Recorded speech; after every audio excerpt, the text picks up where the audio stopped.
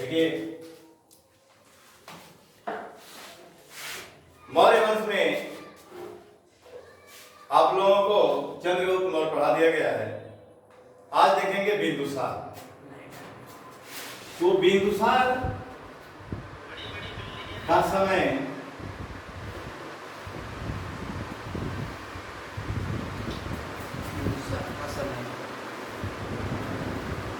दो सौ 98 ईसा पूर्व से 298 ईसा पूर्व से 272 ईसा पूर्व, यानी बिंदुसार का समय कितना है? 298 ईसा पूर्व से 272 ईसा पूर्व है। चंद्रगुप्त मौर्य के बाद मौर्य वंश का अगला शासक बिंदुसार बना। बिंदुसार को यूनानी लेखकों ने अमित्रोचेट्स कहा है। बिंदुसार को यूनानी लेखकों ने क्या कहा है? अमित्रोचेट्स कहा है। अमित्रोचेट्स, जिसका हिंदी रूपांतरण अमित्रघात होता है। अमित्रघात। पुराणों में बिंदुसार को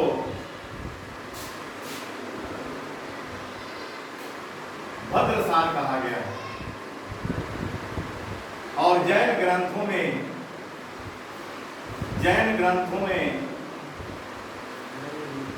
बिंदुसार को सिंहसेन कहा गया। क्या कहा गया है? सिंहसेन। एक बार और देख लेंगे। यूनानी लेखकों ने बिंदुसार को अमित्रोचेट्स कहा है, उसका हिंदी रूपांतरण अमित्रघात होता है। पुराणों में बिंदुसार को भद्रसार कहा गया है और जैन ग्रंथों में उसे सिंहसेन कहा गया है।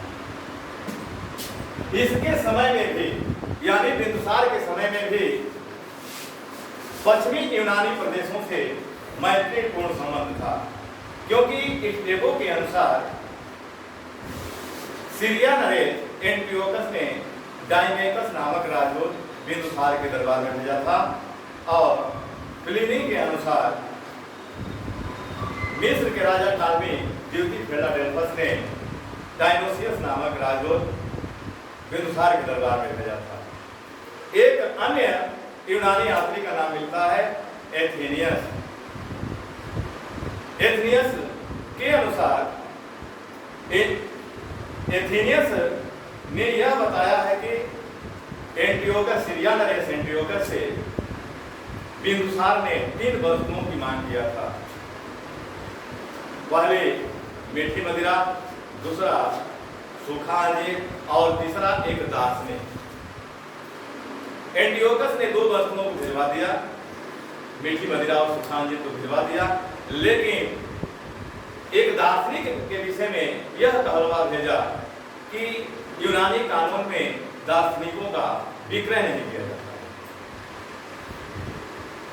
बिंदुसार आजीवक संप्रदाय का अनुयायी था और उसके राज्यसभा में आजीवक संप्रदाय का एक ज्योतिषी निवास करता था। यहाँ थोड़ा सा ध्यान देंगे आप कि आजीवक संप्रदाय की स्थापना किसने किया है? आजीवक संप्रदाय की स्थापना किसने किया है? मखली गोसाल ने किया। और आजीवक संप्रदाय का जो सिद्धांत है नियतवाद पर आधारित है। नियतवाद का मतलब होता है कोई कार्य प्रत्येक कार्य पूर्व निर्धारित होता है, यानी कोई भी घटना यदि घटित होती है तो वह पूर्व निर्धारित है, यानी प्रत्येक कार्य पूर्व निर्धारित होता है।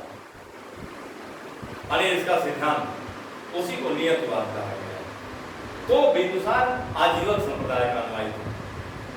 बिंदुसार के शासन काल में ही तक्षशिला में 2 विद्रोह हुए। पहली बार विद्रोह को दबाने के लिए उसने अपने पुत्र अशोक को भेजा था और दूसरी बार तक्षशिला में विद्रोह को दबाने के लिए अपने बड़े पुत्र सुसीम को भेजा था। ठीक है, तो जो पॉइंट है उसको थोड़ा सा आप देख लेंगे। ठीक है, जैसे मान लीजिए यूनानी लेखकों में अमित्रोचेट्स कहा, अमित्रघात है कहा, पुराणों में बिंदुसार को भद्रसार कहा गया, जैन ग्रंथों में सिंहसेन कहा गया। दो यात्री आते हैं डायमेकस। इसके समय दो यात्री आते हैं डायमेकस सीरिया नरेश एंटियोकस प्रथम का राजदूत था जो बिंदुसार के दरबार में भारत आया था। फिर अगला यात्री डायनोसियस है। तो डायनोसियस किसके समय आया था भारत? बिंदुसार के दरबार में आया था। और डायनोसियस किसका राजदूत था? मिस्र के राजा टालमी द्वीप फिलाडेल्फस का राजदूत था। ये डायमेकस किसका राजदूत था? सीरिया नरेश एंटियोकस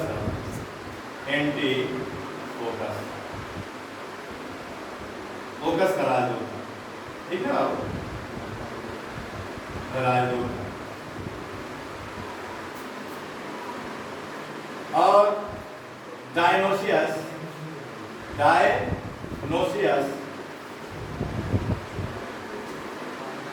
मिस्र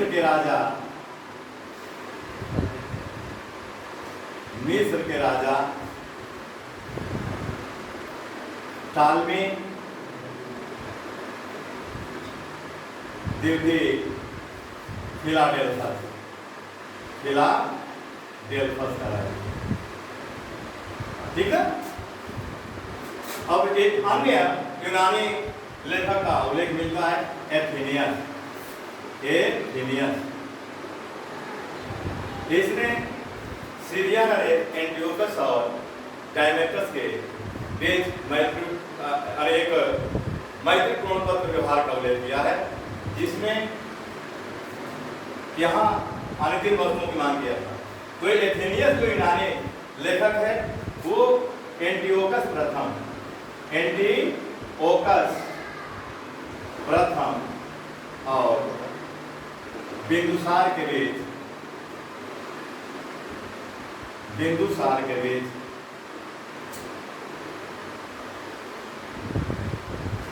मैत्रीपूर्ण पत्र व्यवहार का उल्लेख किया।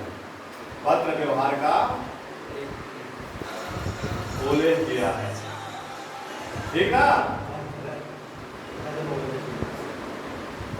ठीक है, बाबू। और इसमें 3 वस्तुओं की मांग किया था। सूखा अंजीर, मीठी मदिरा,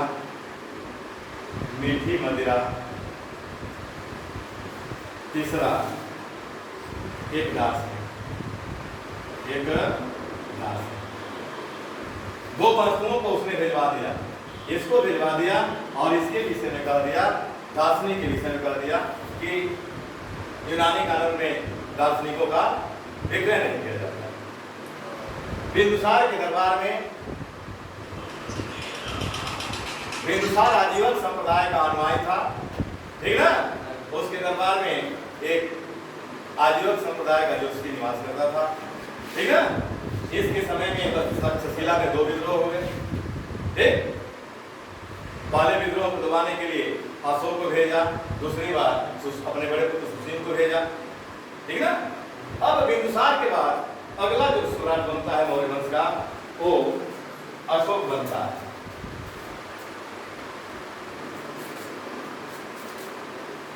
अब अशोक के विषय में आप जानेंगे।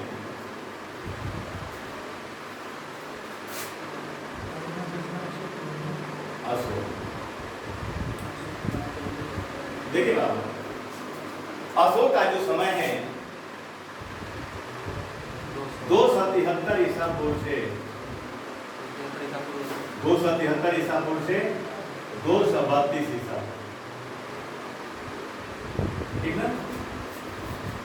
अशोक जैन अनुश्रुतियों के अनुसार अशोक अपने पिता बिंदुसार के इच्छा के विरुद्ध मगध की गद्दी पर बैठा। और सिंहरी अनुश्रुतियों दीपवंश महावंश से ज्ञात होता है कि अशोक अपने 99 भाइयों की हत्या करके मगध की गद्दी पर बैठा।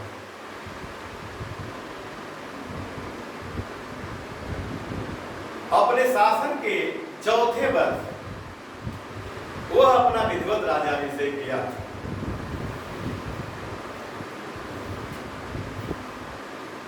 अपने शासन के 4थे वर्ष उसने क्या अपना विधिवत राज्याभिषेक किया।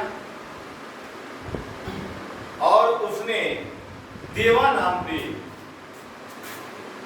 देवा नाम प्रिय की उपाधि धारण किया। देवा नाम प्रिय, देवा नाम प्रियदर्शी, देवा नाम प्रियदर्शी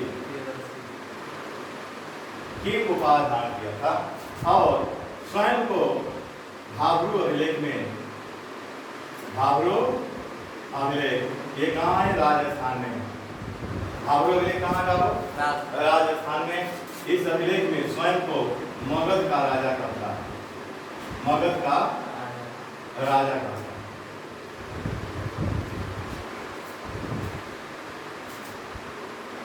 और इसी अभिलेख में उसने बौद्ध धर्म के त्रिरत्न का वर्णन किया है। और इस अभिलेख में मिलता है बुद्ध शरणम गच्छामि, संघ शरणम गच्छामि, ठीक है, हम शरणम गच्छामि, यानी जो बौद्धों का त्रिरत्न है, बौद्ध धर्म का जो त्रिरत्न है, इसी अभिलेख में मिलता है, ठीक है। अब हम देखेंगे कि अशोक अपने शासन के 8वें वर्ष, 10वें वर्ष, 20वें वर्ष महत्वपूर्ण कार्य करता है। देखिए जैसे 8वें वर्ष अपने शासन के 8वें वर्ष वो कलिंग युद्ध लड़ता है, कलिंग युद्ध लड़ा 261। कलिंग युद्ध कब लड़ा था? 261 ईसा पूर्व में लड़ा। कलिंग युद्ध कब लड़ा था? 261 ईसा। अपने शासन के 10वें वर्ष, अपने शासन के 10वें वर्ष अशोक बोध गया की यात्रा किया था। कहाँ की यात्रा किया था? बोध गया की यात्रा की। और अपने शासन के 20वें वर्ष, शासन के 20वें वर्ष उसने लुम्बिनी की यात्रा की, लुम्बिनी की यात्रा की, ठीक ना। अब इसमें विशेष पॉइंट ये है, कलिंग युद्ध लड़ा था। कलिंग युद्ध किसके किसके बीच हुआ था? कलिंग नरेश और अशोक के बीच हुआ, ठीक है। तो आप कलिंग युद्ध थोड़ा देख लेंगे। ये कलिंग युद्ध 261 ईसा पूर्व,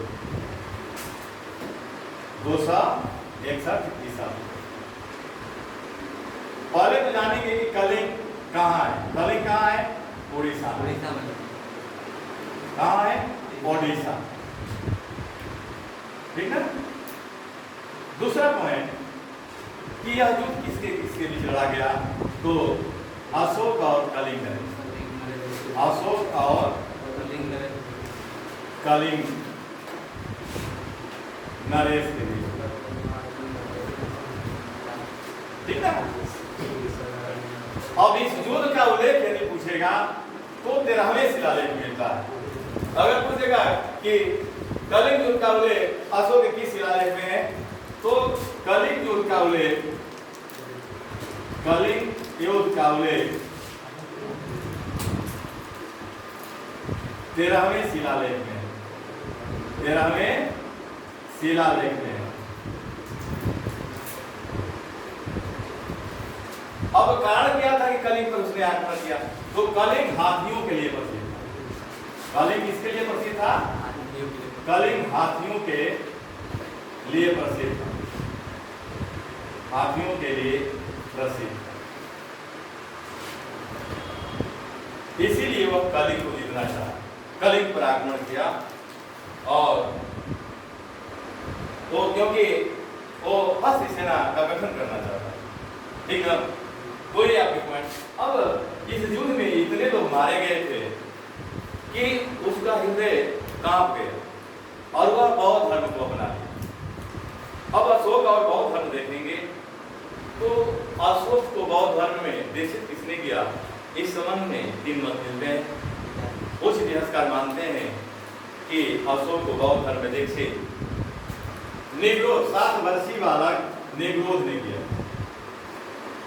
यानी एक तो मत मिलता है कि अशोक को बौद्ध धर्म में दीक्षित, अशोक को बौद्ध धर्म में दीक्षित, बौद्ध धर्म में दीक्षित निग्रोध ने किया। किसने किया था? निग्रोध, ठीक है। और निग्रोध जो था ये अशोक के बड़े भाई सुशील का पुत्र माना जाता है। ठीक है। दूसरा ये मिलता है कि अशोक को बौद्ध धर्म में देखे, अशोक को बौद्ध धर्म में देखे, बौद्ध धर्म में देखे किसने किया था? बौद्ध भिक्षु उपगुप्त ने किया था। बौद्ध भिक्षु उपगुप्त ने किया और वह मोगली उत्तीस के प्रभाव में आकर के बौद्ध धर्म को अपनाया। एक मत ये मिलता है कि वह मोगली उत्तीस के प्रभाव में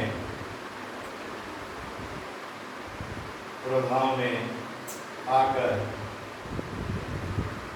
बौद्ध धर्म को अपनाया, बौद्ध धर्म को अपनाया। ठीक है ना? तो ये आपका जो है अब सिंहली अनुसूचियों से ज्ञात होता है कि अशोक के शासन काल में ही 251 ईसा पूर्व में पाटलिपुत्र में बौद्ध धर्म की तृतीय संगीत बुलाई गई, जिसकी अध्यक्षता मोगली उत्तीस ने किया था। और इस संगीत का निष्कर्ष यह निकला कि अशोक अपने पुत्र महेंद्र और पुत्री संघमित्रा को सिंघल देश में बौद्ध धर्म के प्रचार प्रसार करने के लिए